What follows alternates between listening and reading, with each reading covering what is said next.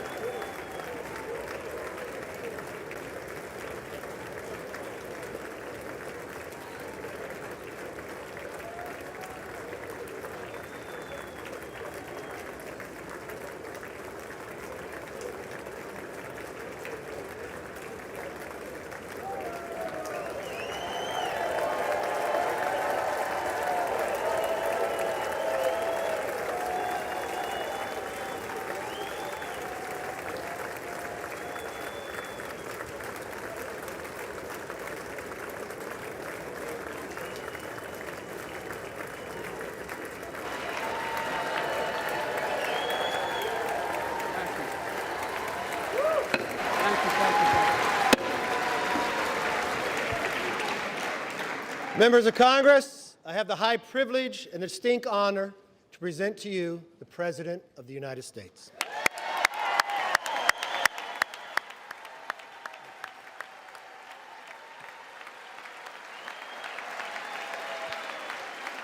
Mr. Speaker. Thank you. You can smile. It's okay. Thank you, thank you, thank you. Thank you. Please.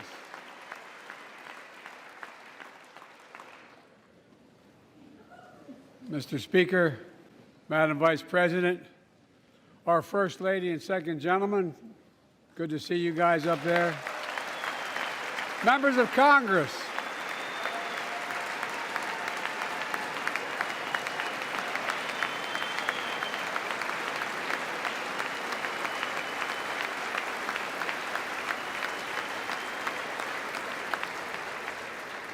by the way, Chief Justice, I may need a court order. She gets to go to the game tomorrow, next week. I have to stay home. Got to work something out here. Members of the Cabinet, leaders of our military, Chief Justice, Associate Justice, and retired Justice of the Supreme Court, and to you, my fellow Americans.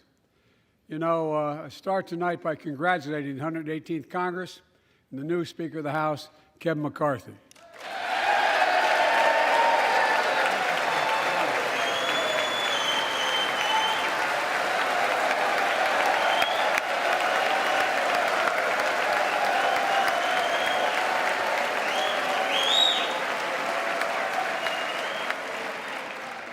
Speaker, I don't want to ruin your reputation, but I look forward to working with you.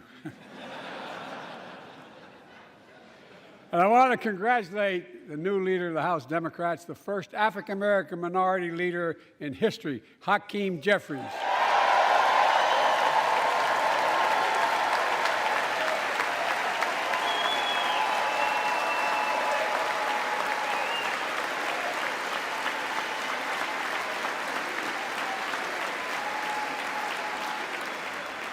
He won in spite of the fact I campaigned for him. Congratulations to the longest-serving leader in the history of the United States Senate, Mitch McConnell. Where are you, Mitch?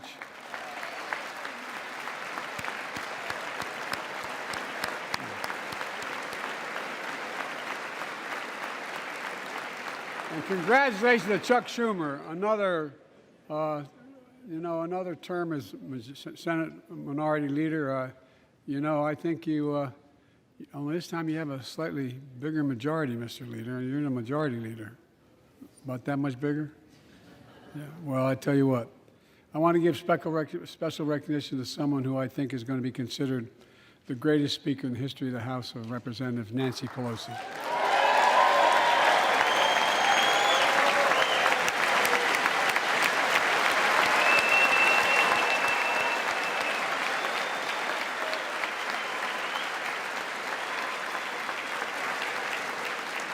Folks, the story of America is a story of progress and resilience, of always moving forward, of never, ever giving up. It's a story unique among all nations. We're the only country that has emerged from every crisis we've ever entered stronger than we got into it. Look, folks, that's what we're doing again. 2 years ago, the economy was reeling. I stand here tonight after we've created, with the help of many people in this room, 12 million new jobs, more jobs created in 2 years than any president's created in 4 years, because of you all, because of the American people. 2 years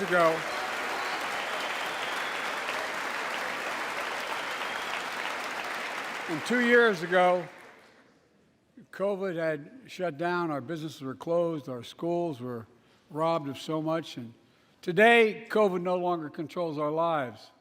And 2 years ago, democracy faced its greatest threats in the Civil War, and today, though bruised, our democracy remains unbowed and unbroken.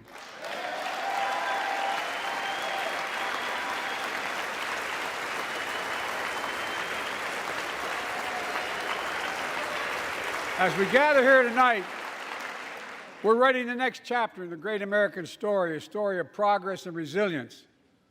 When world leaders ask me to define America, and they do, believe it or not, I say I can define it in one word, and I mean this: possibilities. We don't think anything is beyond our capacity. Everything is a possibility. You know, we're often told that Democrats and Republicans can't work together. But over the past 2 years, we've proved the cynics and naysayers wrong. Yes, we disagreed plenty. And yes, there were times when Democrats went alone. But time and again, Democrats and Republicans came together to defend a stronger and safer Europe. You came together to pass once-in-a-generation infrastructure law, building bridges connecting our nation and our people. We came together to pass the most significant law ever, helping victims exposed to toxic burn pits. And in fact,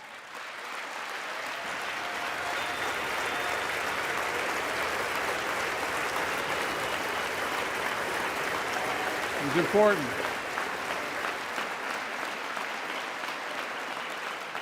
And in fact, I signed over 300 bipartisan pieces of legislation since becoming president, from reauthorizing the Violence Against Women Act, the Electoral Count Reform Act, the Respect for Marriage Act that protects the right to marry the person you love. And to my Republican friends, if we could work together the last Congress, there's no reason we can't work together and find consensus on important things in this Congress as well. I think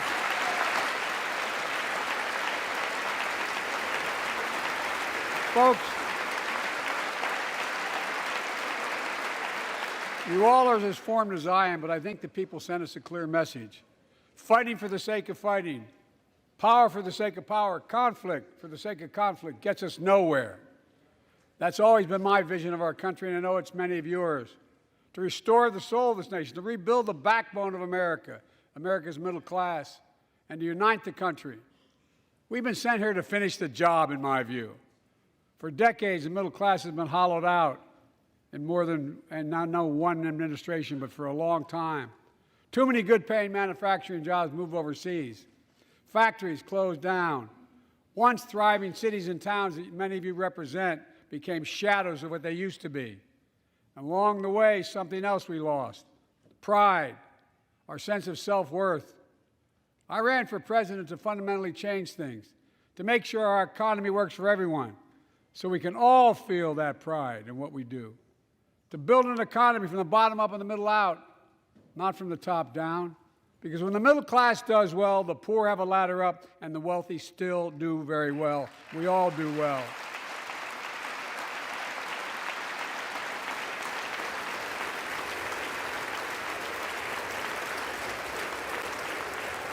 I know a lot of you always kid me for always quoting my dad, but my dad used to say, Joey, a job's about a lot more than a paycheck.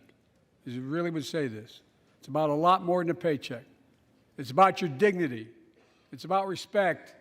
It's about being able to look your kid in the eye and say, honey, it's going to be okay, and mean it.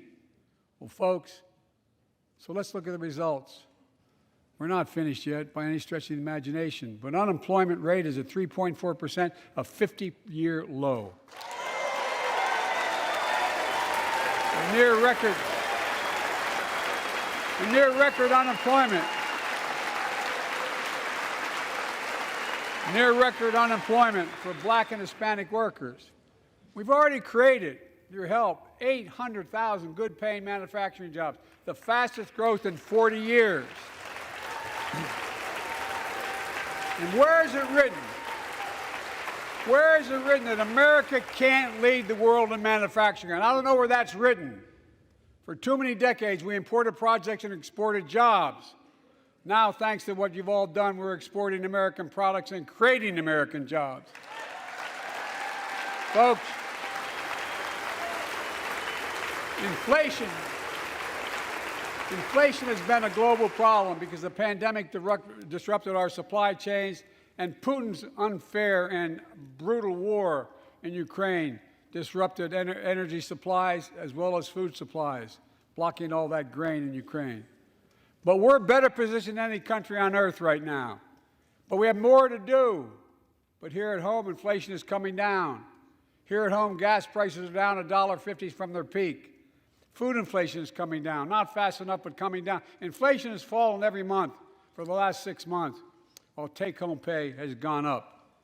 Additionally, over the last 2 years, a record 10 million Americans applied to start new businesses. 10 million. And by the way, every time someone starts a small business is an act of hope. And Madam Vice President, I want to thank you for leading that effort to ensure that small businesses have access to capital and the historic laws we enacted that are going to just come into being. Standing here last year, I shared with you a story of American genius and possibilities. Semiconductors, small computer chips the size of a fingerprint that power everything, from cell phones to automobiles and so much more. These chips were invented in America. Let's get that straight. They were invented in America. We used to make 40% of the world's chips. In the last several decades, we lost our edge. We're down to only producing 10%. We all saw what happened during the pandemic when chip factories shut down overseas. Today's automobiles need 3,000 chips, each of those automobiles. But American automobiles couldn't make enough cars because there weren't enough chips. Car prices went up, people got laid off, so did everything from refrigerators to cell phones. We can never let that happen again. That's why we came together to pass the Bipartisan Chips and Science Act.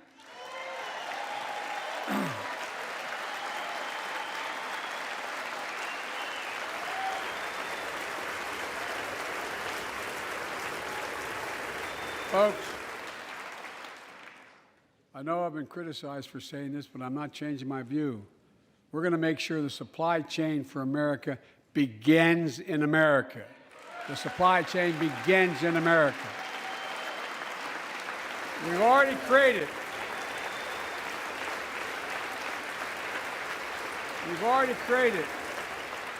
800,000 new manufacturing jobs without this law, before the law kicks in.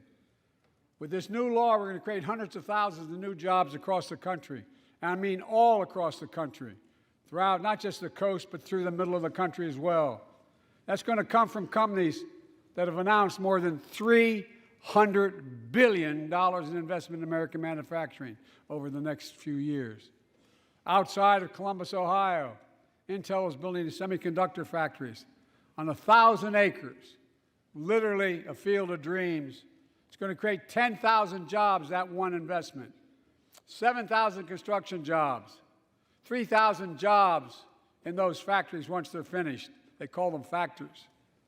Jobs paying an average of $130,000 a year, and many do not require a college degree.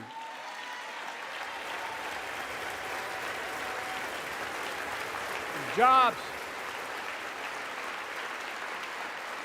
Because we work together, these jobs where people don't have to leave home to search for opportunity. And it's just getting started. Think about the new homes, the small businesses, the medium-sized businesses. So much more that's going to be needed to support those 3,000 permanent jobs and the factories that are going to be built. Talk to mayors and governors, Democrats and Republicans, and they'll tell you what this means for their communities. We're seeing these field of dreams transform to the heartland. But to maintain the strongest economy in the world, we need the best infrastructure in the world. And folks, as you all know, we used to be #1 in the world in infrastructure. We've sunk to 13th in the world. The United States of America, 13th in the world in infrastructure, modern infrastructure. But now we're coming back because we came together and passed the bipartisan infrastructure law, the largest investment in infrastructure since President Eisenhower's interstate highway system.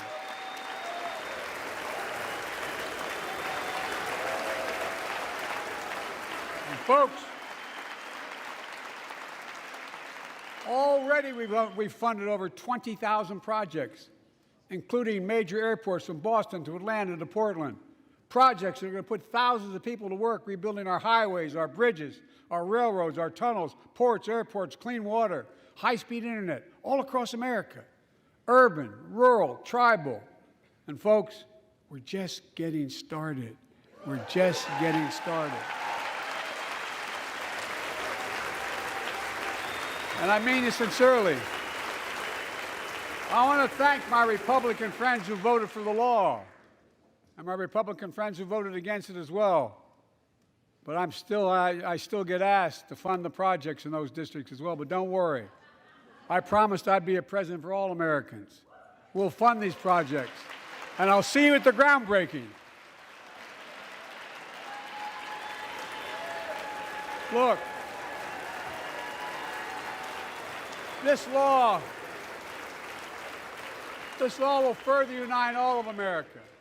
Projects like Brent Spence Bridge in Kentucky over the Ohio River, built 60 years ago, badly needed repairs, one of the nation's most congested freight routes, carrying $2 billion worth of freight every single day across the Ohio River.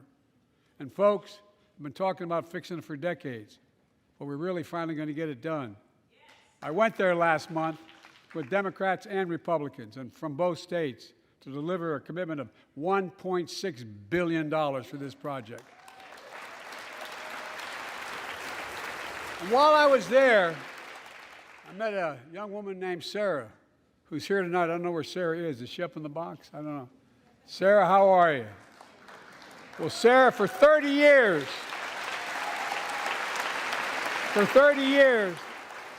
I learned, she told me she'd been a proud member of the Iron Workers Local 44, known as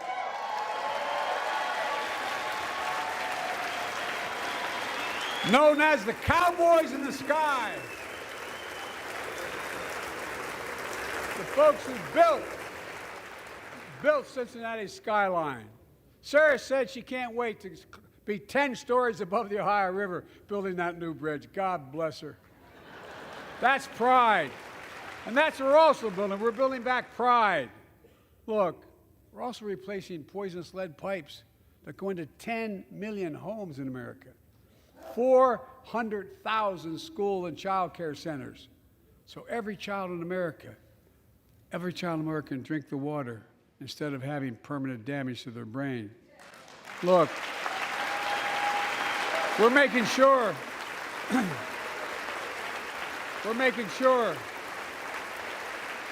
that every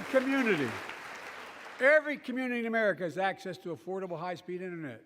No parent should have to drive by McDonald's parking lot to help them do their homework online with their kids, which many thousands were doing across the country. And when we do these projects, and again I get criticized for this, but I make no excuses for it, we're going to buy American. We're going to buy America. Folks,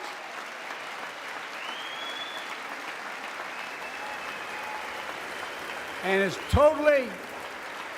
totally consistent with international trade rules. Buy America has been the law since 1933, but for too long, past administrations, Democrat and Republican, have fought to get around it. Not anymore. Tonight, I'm announcing new standards that require all construction materials used in federal infrastructure projects to be made in America. Made in America. I mean it. Lumber, glass, drywall, fiber optic cable. And on my watch, American roads, bridges, and American highways are going to be made with American products as well. Folks, my economic plan is about investing in places and people that have been forgotten. So many of you listening to me tonight, I know you feel it. So many of you felt like you've just simply been forgotten. Amid the economic upheaval of the past 4 decades, too many people have been left behind and treated like they're invisible. Maybe that's you watching from home. Remember the jobs that went away. You remember them, don't you? The folks at home remember them. You wonder whether the path even exists anymore for your children to get ahead without having to move away. Well, that's why, I get that. That's why we're building an economy where no one's left behind. Jobs are coming back. Pride is coming back because choices we made in the last several years. You know, this is, in my view, a blue-collar blueprint to rebuild America and make a real difference in your lives at home.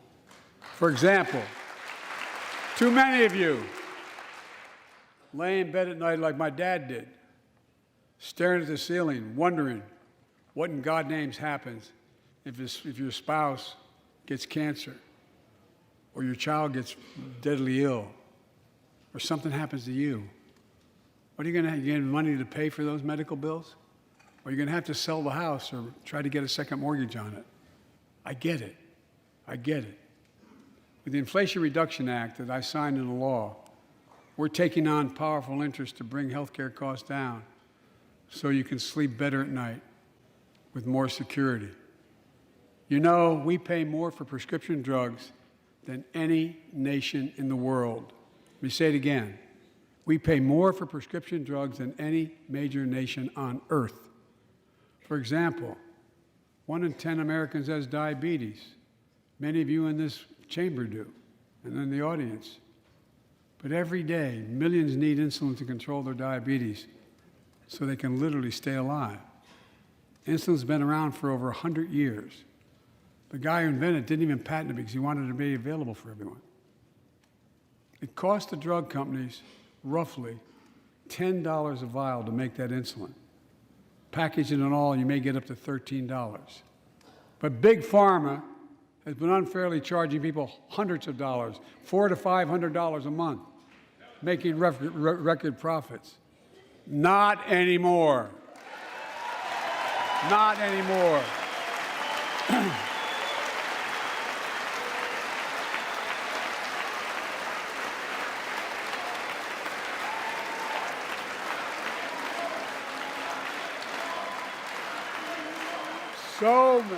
So many things that we did are only now coming to fruition. We said we were doing this, and we said we passed the law to do it, but people didn't know because the law didn't take effect until January 1 of this year. We capped the cost of insulin at $35 a month for seniors on Medicare. The people are just finding out. I'm sure you're getting the same calls I'm getting. Look, there are millions of other Americans who do not or are not on Medicare, including 200,000 young people with type 1 diabetes who need this insulin to stay alive. Let's finish the job this time. Let's cap the cost of insulin for everybody at $35.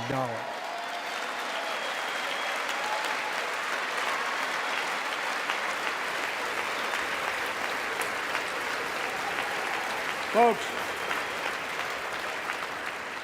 the Big Pharma is still going to do very well, I promise you all. I promise you they're going to do very well. This law also caps and won't even go into effect until 2025. It costs out-of-pocket drug costs for seniors on Medicare at a maximum of $2,000 a year. You don't have to pay more than $2,000 a year, no matter how much your drug costs are. Because you know why? You all know it. Many of you, like many in my family, have cancer.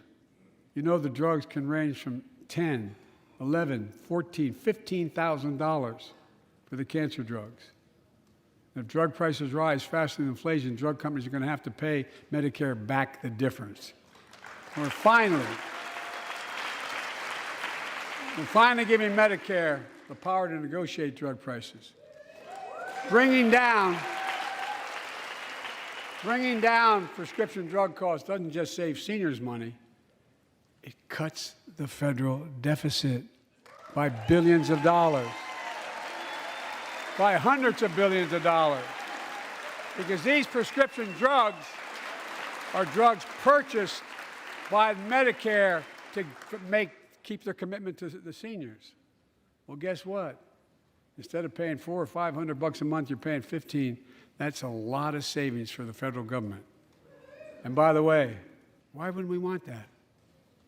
Now, some members here are threatening, and I know it's not an official party position, so I'm not going to exaggerate, but threatening to repeal the Inflation Reduction Act. As my coach, that's okay, that's fair. As my football coach used to say, lots of luck in your senior year. Make no mistake, if you try anything to raise the cost of prescription drugs, I will veto it. Look, I'm pleased to say that more Americans have health insurance now than ever in history. A record 16 million people are enrolled in the Affordable Care Act. And thanks to the law I signed last year, millions are saving $800 a year on their premiums. And by the way, that law was written and the benefit expires in 2025. So my plea to some of you, at least in this audience, let's finish the job and make these savings permanent. Expand coverage of Medicaid.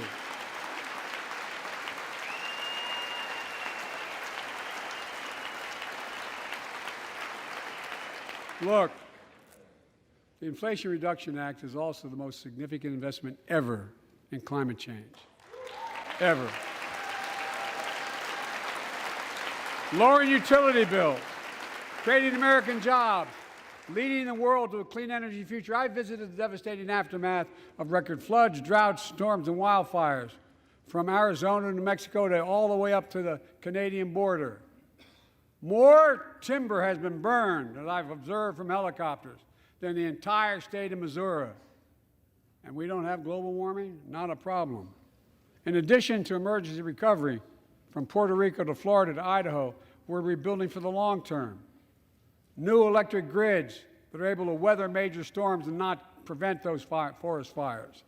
Roads and water systems will withstand the next big flood. Clean energy to cut pollution and create jobs in communities often left behind. We're going to build 500,000 electric vehicle charging stations installed across the country by tens of thousands of IBEW workers. And we're helping families save more than $1,000 a year with tax credits to purchase electric vehicles and efficient appliances, energy-efficient appliances. Historic conservation efforts to be responsible stewards of our land. Let's face reality. The climate crisis doesn't care if you're in a red or blue state. It's an existential threat. We have an obligation, not to ourselves, but to our children and grandchildren to confront it. I'm proud of how America, at last, is stepping up to the challenge. We're still going to need oil and gas for a while. But guess what? No, we do. But there's so much more to do. We got to finish the job. And we pay for these investments in our future by finally making the wealthiest and biggest corporations begin to pay their fair share. Just begin.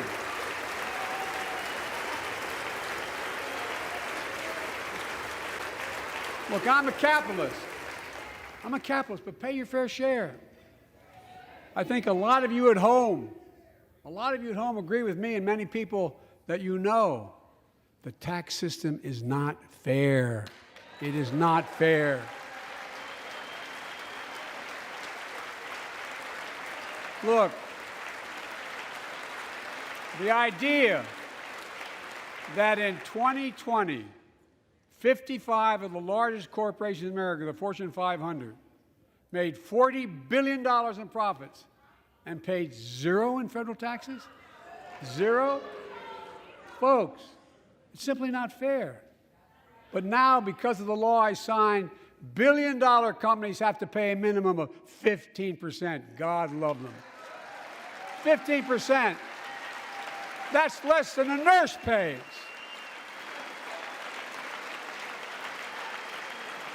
And let me be crystal clear. I said at the very beginning, under my plans, as long as I'm president, nobody earning less than $400,000 will pay an additional penny in taxes. Nobody, not one penny.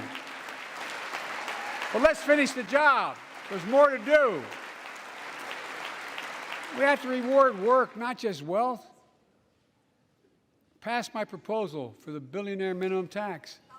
You know, there's 1,000 billionaires in America. It's up from about 600 in the beginning of the term. But no billionaire should be paying a lower tax rate than a school teacher or firefighter. I mean it. Think about it.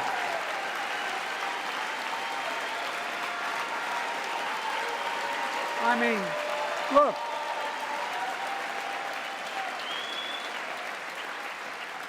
I know you aren't enthusiastic about that, but think about it. Think about it. Have you noticed Big Oil just reported its profits, record profits? Last year they made $200 billion in the midst of a global energy crisis. I think it's outrageous. Why? They invested too little of that profit to increase domestic production. And when I talk to a couple of them, they say, we're afraid you're going to shut down all the oil wells, all the oil refineries anyway, so why should we invest in them? I said, we're going to need oil for at least another decade. And that's going to exceed, and beyond that, we're going to need it. Production.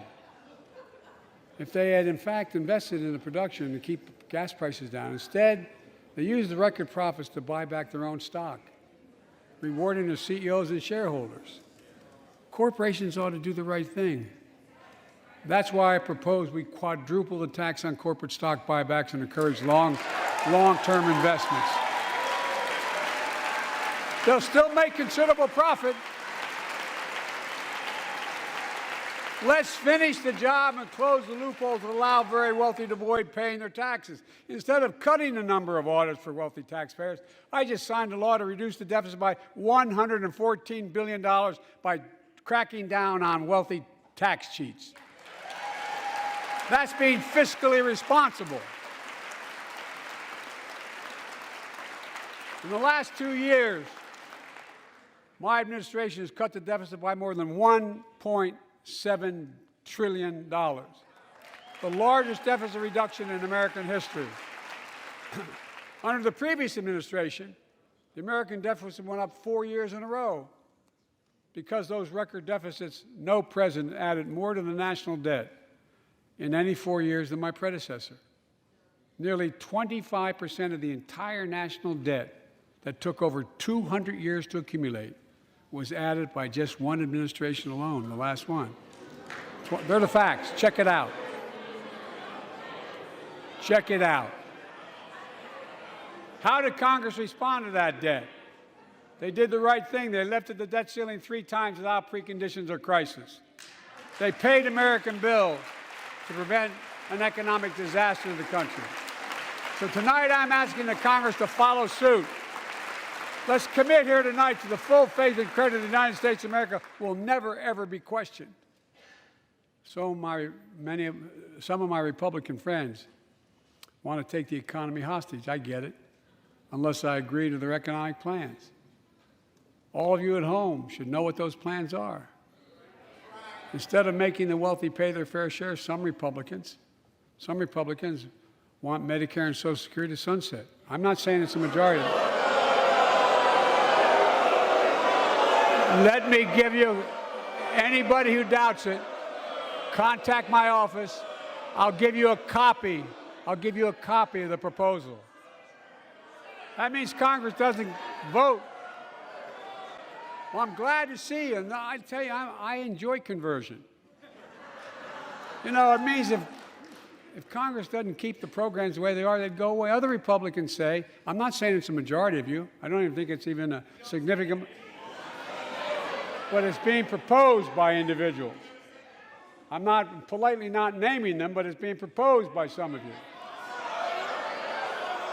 Look, folks, the idea is that we're not going to be moved into being threatened to default on the debt if we don't respond. Folks,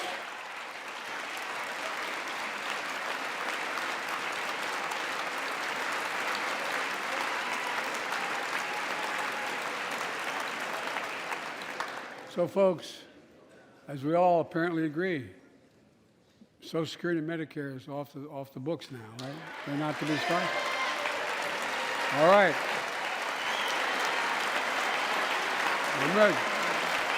We got unanimity.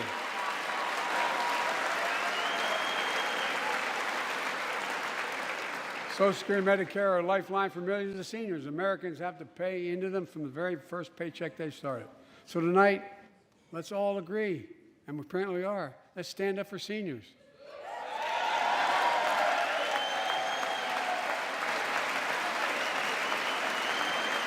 Stand up and show them.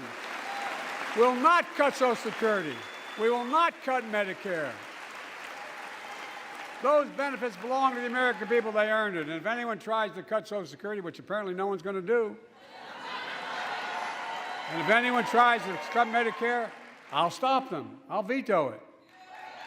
And look, I'm not going to allow them to be taken away. Not today, not tomorrow, not ever. But apparently it's not going to be a problem. Next month, when I offer my fiscal plan, I ask my Republican friends to lay down their plan as well. I really mean it. Let's sit down together and discuss our mutual plans together. Let's do that.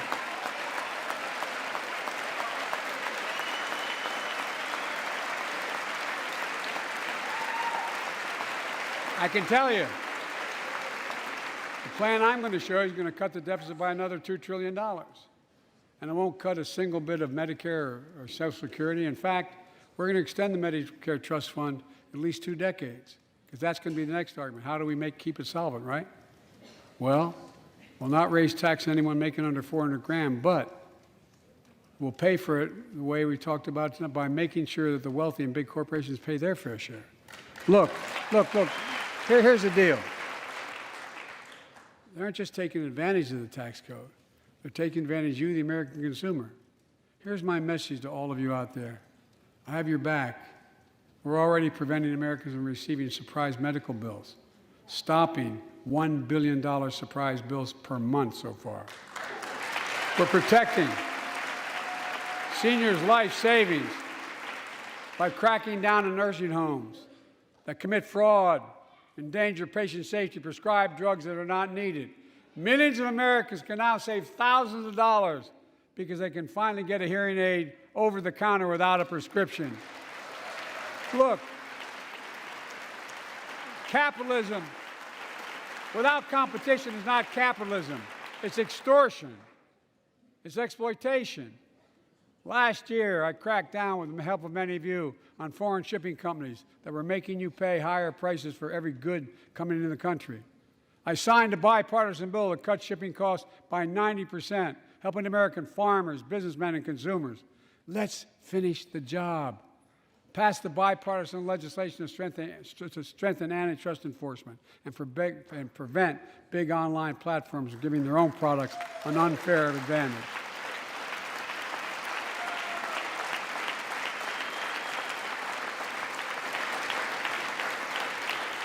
My administration is also taking on junk fees, those hidden surcharges too many companies use to make you pay more. For example, we're making airlines show you the full ticket price up front, refund your money if your flight is canceled or delayed. We've reduced exorbitant bank overdrafts by saving consumers more than $1 billion a year. We're cutting credit card late fees by 75%, from $30 to $8. Look, junk fees may not matter to the very wealthy, but they matter to most other folks in homes like the one I grew up in, like many of you did. They add up to hundreds of dollars a month. They make it harder for you to pay your bills or afford that family trip. I know how unfair it feels when a company overcharges you and gets away with it. Not anymore. We've written a bill to stop it all. It's called the Junk Fee Prevention Act. We're going to ban surprise resort fees that hotels charge on your bill. Those fees can cost you up to $90 a night at hotels that aren't even resorts. The idea that cable, internet, and cell phone companies can charge you $200 or more if you decide to switch to another provider. Give me a break. We can stop service fees on tickets to concerts and sporting events and make companies disclose all the fees up front. And we'll prohibit airlines from charging $50 round trip for a family just to be able to sit together. Baggage fees are bad enough. Airlines can't treat your child like a piece of baggage. Americans are tired of being. We're tired of being played for suckers. So pass the Junk Fee Prevention Act so companies stop ripping us off. For too long, workers have been getting stiffed, but not anymore. We're beginning to restore the dignity of work. For example, I should have known this, but I didn't until 2 years ago. 30 million workers have to sign non-compete agreements for the jobs they take. 30 million. So a cashier at a burger place can't walk across town and take the same job at another burger place and make a few bucks more. It just changed. But they just changed it because we exposed it. That was part of the deal, guys. Look it up. But not anymore. We're banning those agreements so companies have to compete for workers and pay them what they're worth.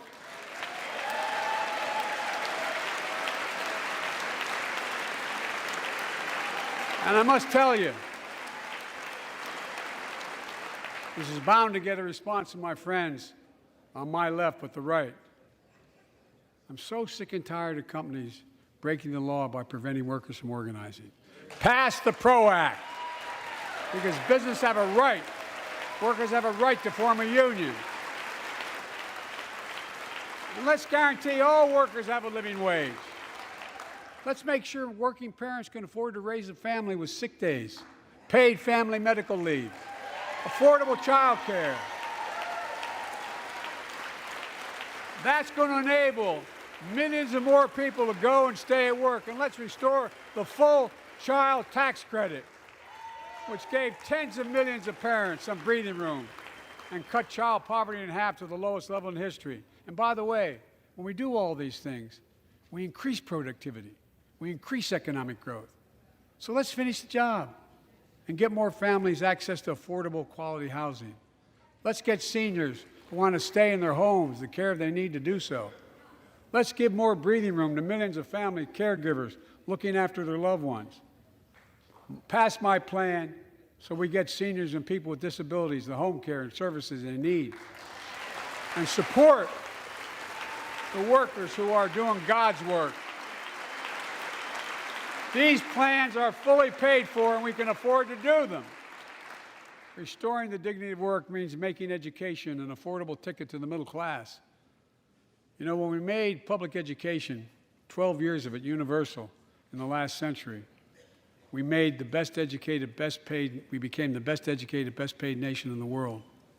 But the rest of the world's caught up. It's caught up. Jill, my wife, who teaches full time, has an expression. I hope I get it right, kid. Any nation that out-educates us is going to out-compete us. Any nation that out-educates is going to out-compete us. Folks, we all know 12 years of education is not enough to win the economic competition of the 21st century. If we want to have the best educated workforce, let's finish the job by providing access to preschool for 3 and 4 years old. Studies show that children who go to preschool are nearly 50% more likely to finish high school and go on to earn a 2- or 4-year degree, no matter their background they came from. Let's give public school teachers a raise.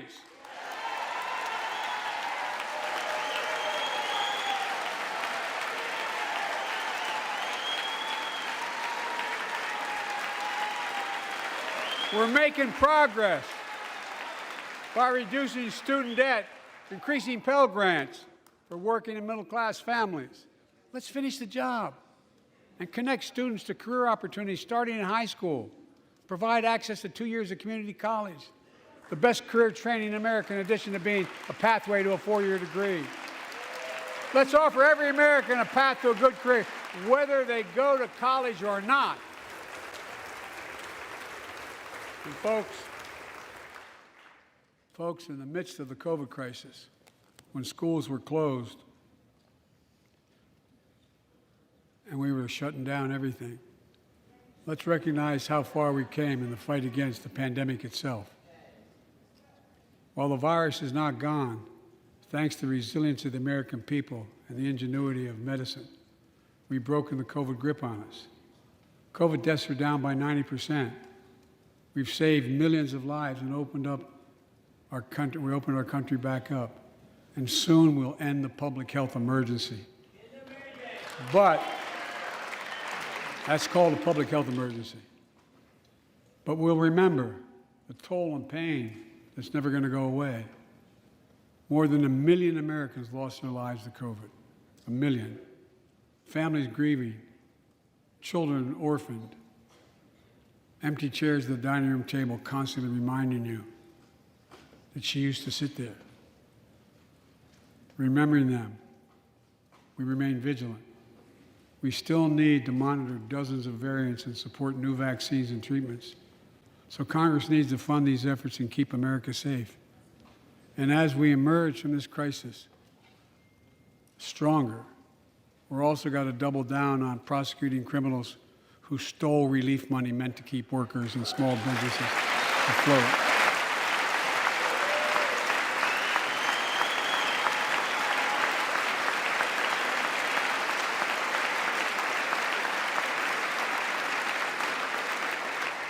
Before I came to office, you remember, during that campaign, the big issue was about inspector generals who would protect taxpayers' dollars who were sidelined.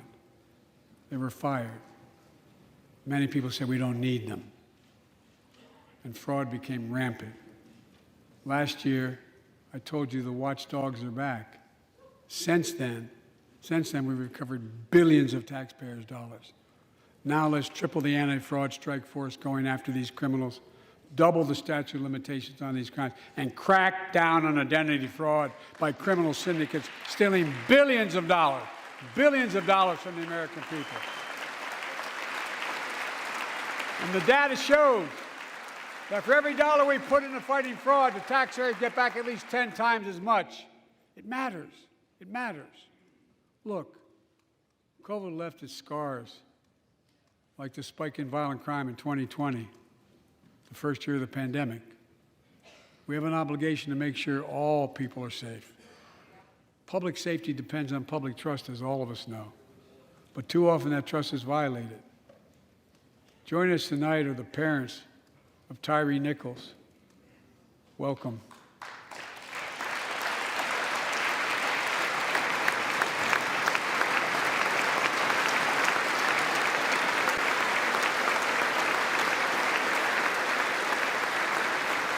We had to bury Tyree last week. As many of you personally know, there's no words to describe the heartache or grief of losing a child. But imagine if you lost that child at the hands of the law. Imagine having to worry whether your son or daughter came home from walking down the street, or playing in the park, or just driving a car. Most of us in here have never had to have the talk that brown and black parents have had to have with their children. Bo, Hunter, Ashley, my children, I never had to have the talk with them. I never had to tell them if a police officer pulls you over, turn your interior lights on right away. Don't reach for your license. Keep your hands on the steering wheel. Imagine having to worry like that every single time your kid got in a car. Here's what Tyree's mother shared with me when I spoke to her. When I asked her how she finds the courage to carry on and speak out. With the faith of God, she said her son was, quote, a beautiful soul, and something good will come of this. Imagine how much courage and character that takes. It's up to us, to all of us. We all want the same thing. Neighborhoods free of violence. Law enforcement who earns the community's trust.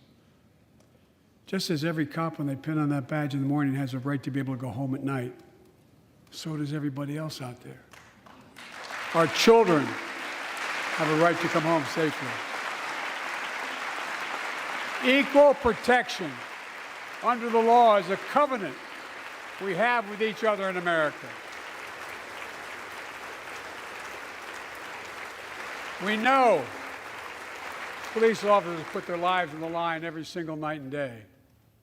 And we know we ask them in many cases to do too much, to be counselors, social workers, psychologists, responding to drug overdoses, mental health crises, and so much more. In one sense, we ask much too much of them. I know most cops and their families are good, decent, honorable people, the vast majority. But they risk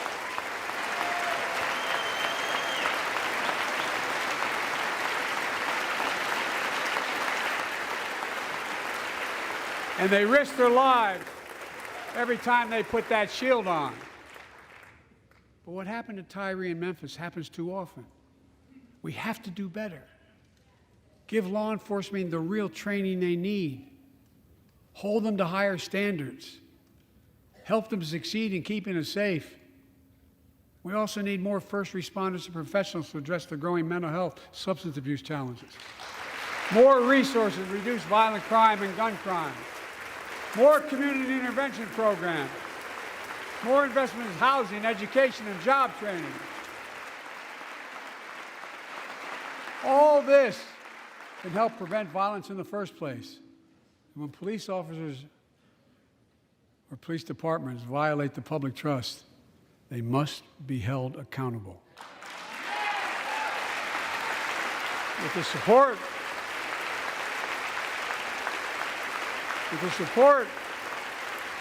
of the families of victims, civil rights groups, and law enforcement, I signed an executive order for all federal officers, banning chokeholds, restricting no-knock warrants, and other key elements of the George Floyd Act.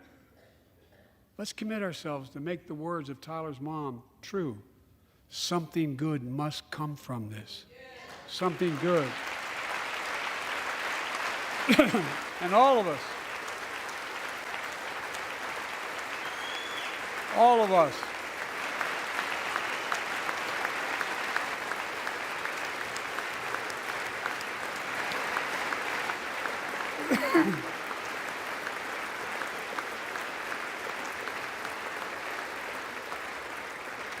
folks, it's difficult, but it's simple. All of us in this chamber, we need to rise to this moment. We can't turn away. Let's do what we know in our hearts that we need to do. Let's come together to finish the job on police reform. Do something. Do something. That was the plea of parents who lost their children in Uvalde. I met with every one of them. Do something about gun violence. Thank God. Thank God we did. Passing the most sweeping gun safety law in 3 decades. That includes things like that the majority of responsible gun owners already support, enhanced background checks for 18 to 21 years old, red flag laws, keeping guns out of the hands of people who are a danger to themselves and others. But we know our work is not done.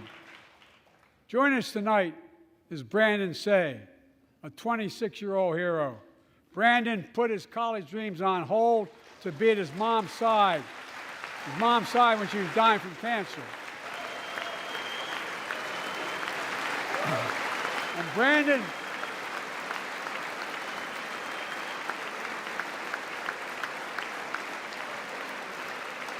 now works at a dance studio started by his grandparents. And 2 weeks ago, during the Lunar New Year celebrations, he heard the studio door close, and he saw a man standing there pointing a semi-automatic pistol at him. He thought he was going to die, but he thought about the people inside. And in that instant, he found the courage to act and wrestled a semi-automatic pistol away from the gunman who had already killed 11 people in another dance studio. 11. He saved lives. It's time we do the same. Ban assault weapons now. Ban them now. Once and for all.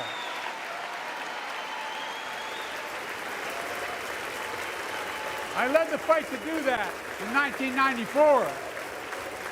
And in 10 years, that ban was law and mass shootings went down.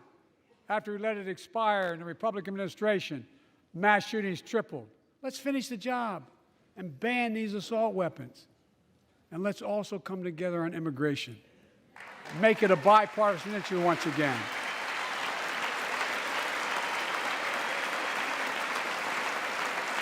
We now have a record number of personnel working to secure the border, arresting 8,000 human smugglers, seizing over 23,000 pounds of fentanyl in just the last several months.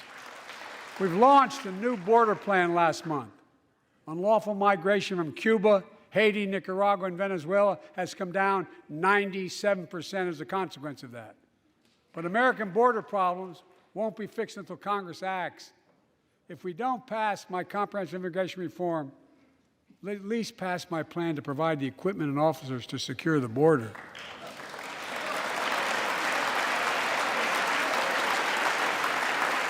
And a pathway to citizenship for dreamers, those on temporary status, farm workers, essential workers. Here in the People's House, it's our duty to protect all the people's rights and freedoms. Congress must restore the right and the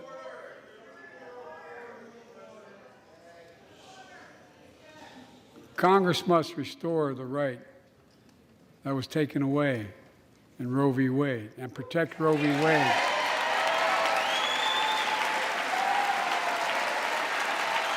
Give every woman a consular right.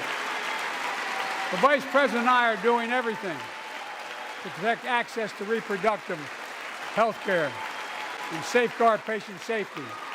But already more than a dozen states are enforcing extreme abortion bans. Make no mistake about it. If Congress passes a national ban, I will veto it. But let's also pass the Bipartisan Equality Act to ensure LGBTQ Americans, especially transgender young people, can live with safety and dignity. Our strength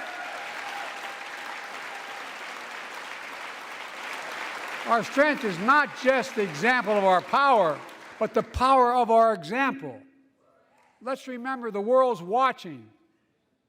I spoke in this chamber 1 year ago, just days after Vladimir Putin unleashed his brutal attack against Ukraine.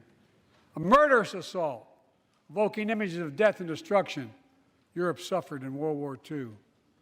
Putin's invasion has been a test for the ages, a test for America, a test for the world. Would we stand for the most basic of principles? Would we stand for sovereignty? Would we stand for the right of people to live free of tyranny? Would we stand for the defense of democracy?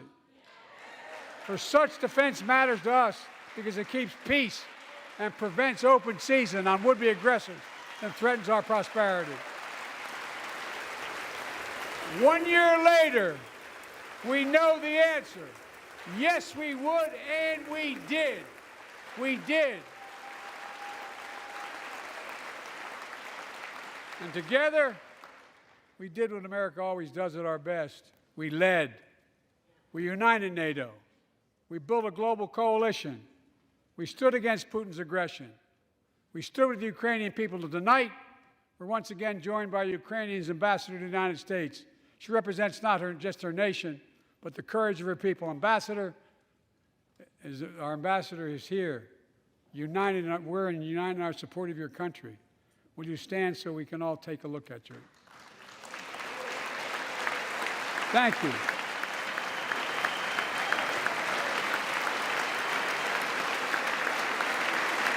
Because we're going to stand with you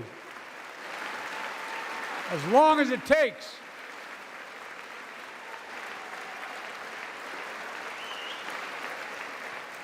Our nation is working for more freedom, more dignity, more peace, not just in Europe, but everywhere.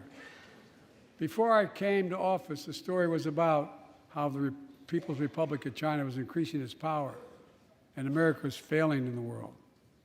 Not anymore.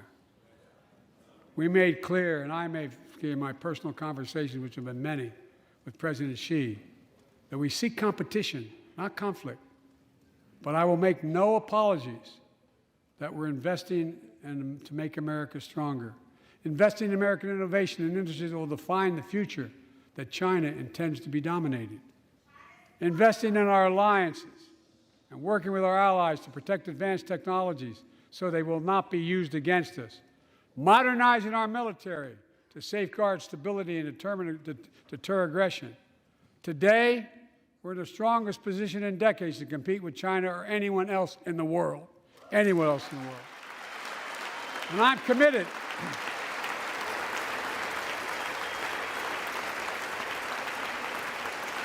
I'm committed to work with China where we can advance American interests and benefit the world. But make no mistake about it.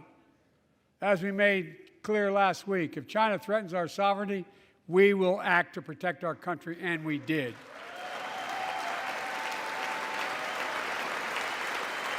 Look, let's be clear. Winning the competition should unite all of us. We face serious challenges across the world. But in the past 2 years, democracies have become stronger, not weaker. Autocracies have grown weaker, not stronger. Name me a world leader who changed places with Xi Jinping. Name me one. Name me one. America's rallying the world to meet those challenges, from climate to global health, to food insecurity, to terrorism, to territorial aggression. Allies are stepping up, spending more, and doing more. Look, the bridges we're forming between partners in the Pacific and those in the Atlantic, and those who bet against America are learning how wrong they are. It's never, ever been a good bet to bet against America. Never.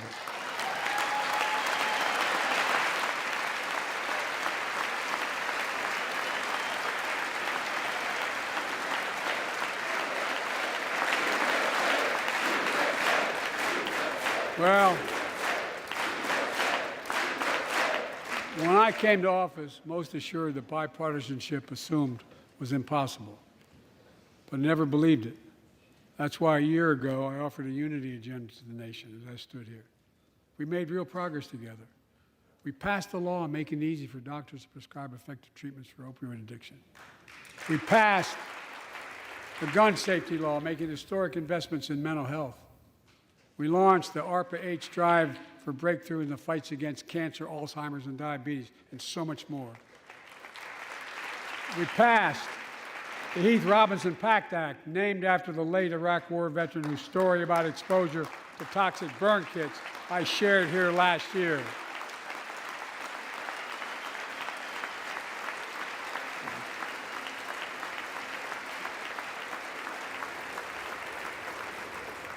I understand something about those burn pits, but there's so much more to do. We can do it together. Joining us tonight is a father named Doug from Newton, New Hampshire. He wrote Jill, my wife, a letter, and me as well, about his courageous daughter, Courtney. A contagious laugh, his sister's best friend, her sister's best friend. He shared a story all too familiar to millions of Americans and many of you in the audience. Courtney discovered pills in high school.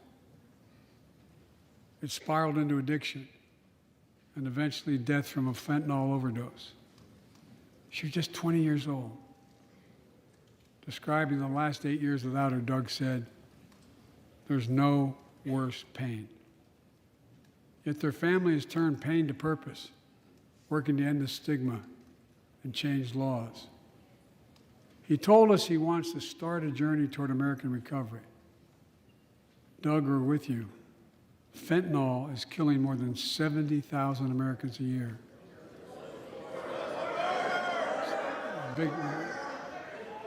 You got it.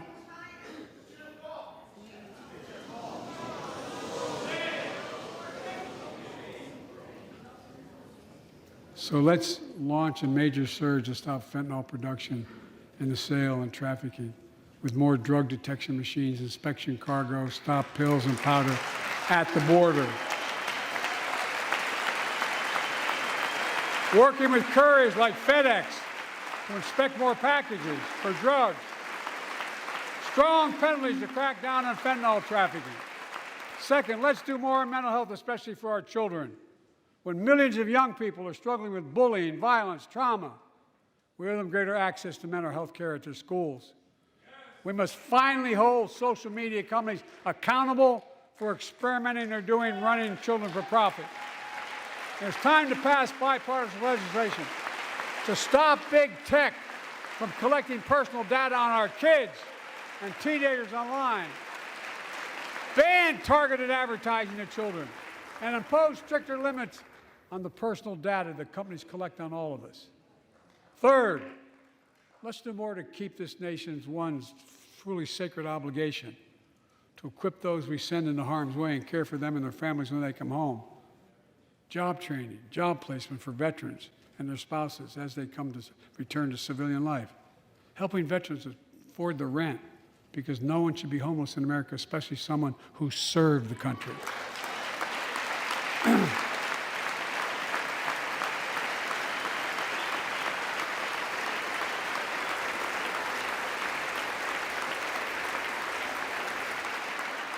Dennis McDonough is here of the VA.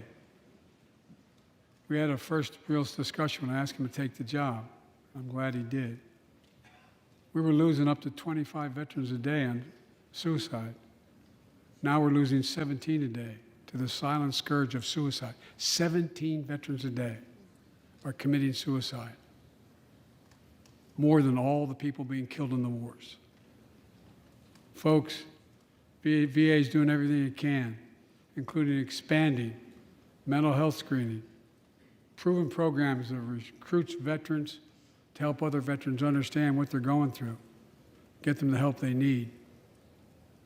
We got to do more.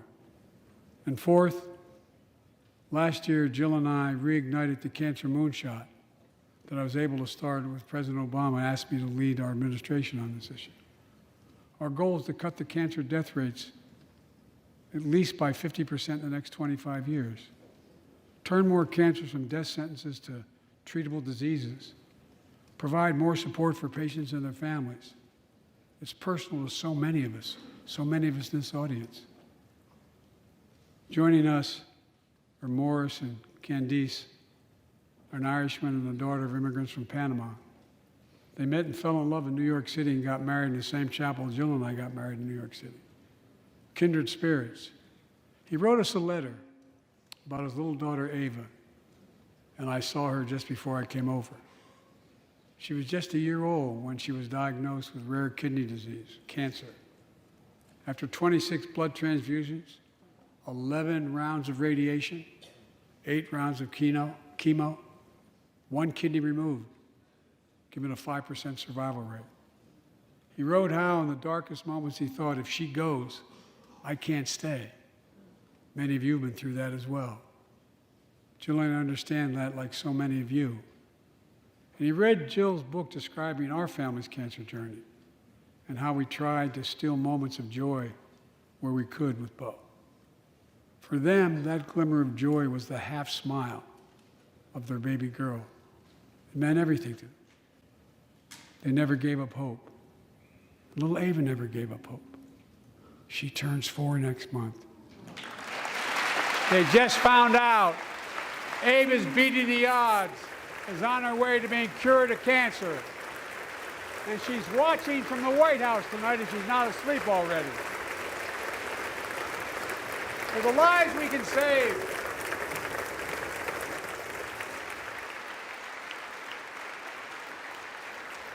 For the lives we can save and the lives we've lost, let this be a truly American moment that rallies the country and the world together and proves that we can still do big things. 20 years ago, under the leadership of President Bush and countless advocates and champions, he undertook a bipartisan effort through PEPFAR to transform the global fight against HIV/AIDS. It's been a huge success. He thought big. He thought large. He moved. I believe we can do the same thing with cancer.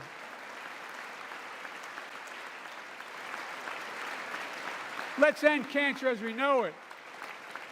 Cure some cancers once and for all. Folks, there's one reason why we've been able to do all of these things. Our democracy itself. It's the most fundamental thing of all. With democracy, everything's possible. Without it, nothing is. For the last few years, our democracy has been threatened and attacked, put at risk, put to the test in this very room on January the 6th. And then just a few months ago, an unhinged big lie, assailant unleashed a political violence, the home of the then Speaker of the House of Representatives, using the very same language the insurrectionists used as they stalked these halls and chanted on January 6th. Here tonight in this chamber is a man who bears the scars of that brutal attack, but is as tough and as strong, as resilient as they get. My friend Paul Pelosi. Paul, stand up.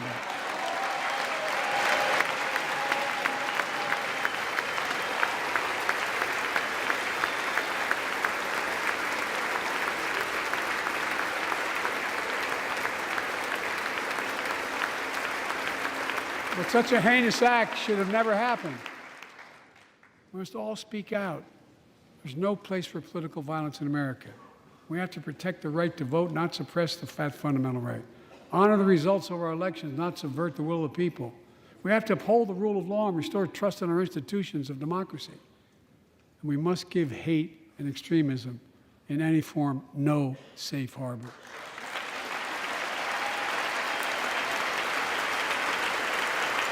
Democracy must not be a partisan issue. It's an American issue.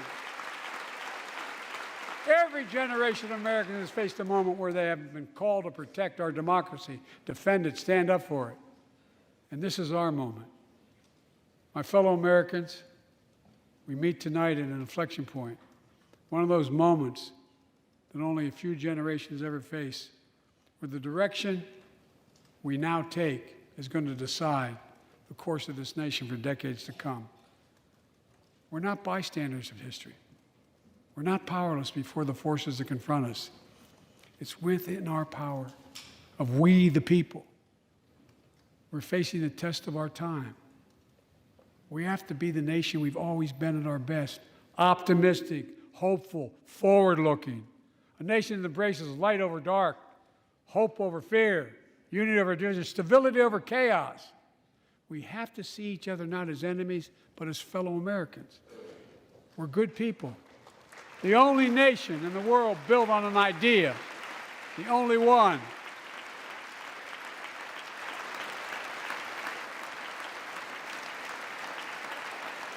Other nations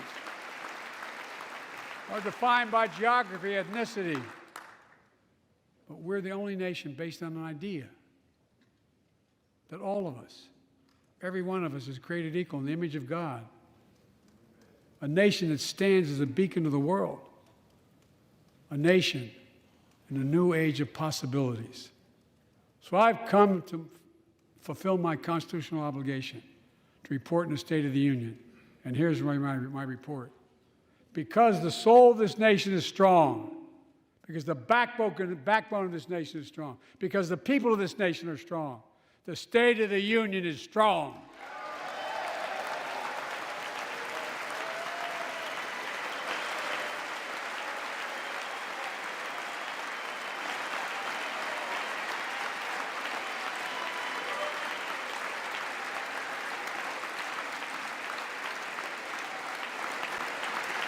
I'm not new to this place. I stand here tonight having served as long as about any one of you have ever served here. But I've never been more optimistic about our future, about the future of America. We just have to remember who we are. We're the United States of America, and there's nothing beyond our capacity if we do it together. God bless you all, and may God protect our troops. Thank you.